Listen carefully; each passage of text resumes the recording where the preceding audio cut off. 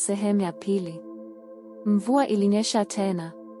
Mvua ambayo haikuonekana kuosha uchafu wala huzuni ya jiji hilo, bali kuifunika kwa ukimya wa hofu. Ndani ya room namba 3, Mbosso hakulala tena. Alichora alama ya msalaba kwenye kila kona ya chumba, alizima televisheni, akafunga pazia kwa msumari. Lakini bado alihisi alikuwa anatizamwa. Kila kona ya chumba ilikuwa kimya, lakini sauti ndani ya kichwa chake haikukoma. Mbosso, wewe ni wa mwisho. Utalipa damu kwa damu. Sauti hiyo ilikuwa ya mwanamke, ya huzuni, lakini pia ya kisasi. Alijaribu kutoka kwenye mlango, lakini kila mara alirudi sebuleni kwake. Mara nyingine mlango huo haukuwepo kabisa. Ukuta ulikuwa laini kama haujawahi kuwa na mlango. Mbosso alianza kuchunguza picha ukutani, ile ya mwanaume aliyekuwa ameketi kwenye kiti, akimwangalia kwa macho ya kutisha. Alipoigusa picha hiyo, ukuta ulitikisika kidogo, kisha sehemu ya nyuma ya picha ilijifungua kama mlango mdogo. Kulikuwa na mfuko wa plastiki ndani, umefungwa vizuri.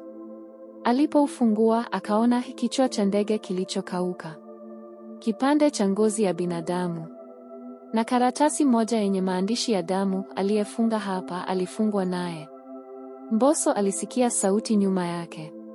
Alipogeuka, alikuta kiumbe kimejikunja kona ya chumba, mtu mrefu mwenye uso wa moto na midomo iliyoshonwa. Mikono yake mirefu ilishikilia kitu, daftari la kumbukumbu. Daftari hilo lilikuwa na majina mengi ya waliokaa chumba hicho kabla yake: Emmanuel Nyanguso 1992, Rehema G. Mshana A 1997, Bakari S. Wenda A 2005, Mbosso A 2025. Mbosso alikata tamaa, lakini alikumbuka sauti ya mzee mlinzi, chumba hicho kinataka ukweli. Kinasubiri mtu aseme ukweli wote, la sivyo hapatoki. Akaandika jina la marehemu wake, mama yake, ambaye alikufa kwa ajali aliyosababisha yeye akiwa na miaka 14. Hakuwahi kumwambia mtu. Hakuwahi kukiri. Baada ya kuandika kwenye daftari, nilikuwa dereva. Nilimwacha mama afe ili nijifiche. Sikutaka mtu ajue. Taa zilianza kuwaka zenyewe. Mlango uliozama ukutani ukaanza kuonekana tena. Lakini kabla hajafungua, yule kiumbe akamwambia kwa sauti ya kusisitiza, kweli huponyi. Inafungua njia ya hukumu. Mlango uliozama ukutani sasa ulikuwa wazi. Mwanga wa rangi ya kijivu ukatoka ndani yake, haukuwa mweupe wala mweusi.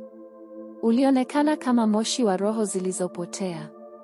Mbosso alisogea polepole, kila hatua ikilia kama mifupa iliyovunjika. Alipovuka mlango huo, hakukuta nje ya chumba bali ndani zaidi. Kama chumba ndani ya chumba, mahali ambapo muda haukuwepo na kila kitu kilikuwa kimya kupita kawaida. Ukuta wa mbele ulikuwa umeandikwa maneno ya ajabu, yeye aliyebaki si binadamu tena. Kisha kutoka giza lililokuwa mbele yake, alitokea mtoto, msichana mdogo, mwenye nywele zilizofunika uso, akicheza mpira wa plastiki uliokuwa umechanika. Alimwangalia Mbosso, kisha akasema kwa sauti isiyo ya mtoto, uliwahi kufikiri nani alikuweka hapa, Mbosso? Mbosso alirudi nyuma kwa mshangao. Msichana huyo alimsogelea. Kisha uso wake ukabadilika kuwa wa marehemu mama yake. Sauti ilibaki ile ile ya msichana, lakini midomo iliendana na uso wa mama. Mimi sikufa tu. Nilijitoa ili wewe upate nafasi. Lakini hukuitumia. Ghafla sakafu ilipasuka chini ya miguu ya Mbosso, akajikuta akianguka, lakini hakuwahi kufika chini. Badala yake alisikia sauti nyingi zikimzunguka karibu mahali pa waliobaki. Kisha akaanguka kwenye uwanja mkubwa wenye magofu ya milango mingi.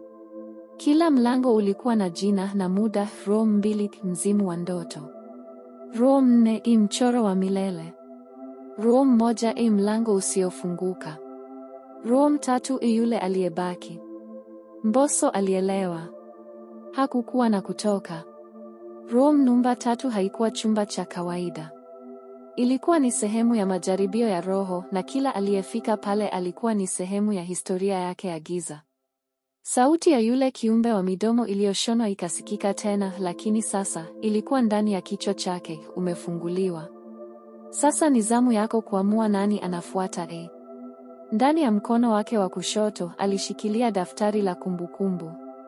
Kwa mshangao, jina la mtu aliyemdhulumu zamani lilionekana pale, rafiki aliyemsaliti wakati wa kesi ya ajali. Na ukurasa ukawa wazi, ukisubiri jina jipya. Je, Mbosso atatumia nafasi hiyo kulipiza kisasi au atavunja mzunguko wa laana ya Room namba 3? Sehemu ya 3 itafichua jinsi Room namba 3 inavyounganishwa na vyumba vingine na nani hasa alivitengeneza. Niandikie kama unataka tuendelee na sehemu ya 3.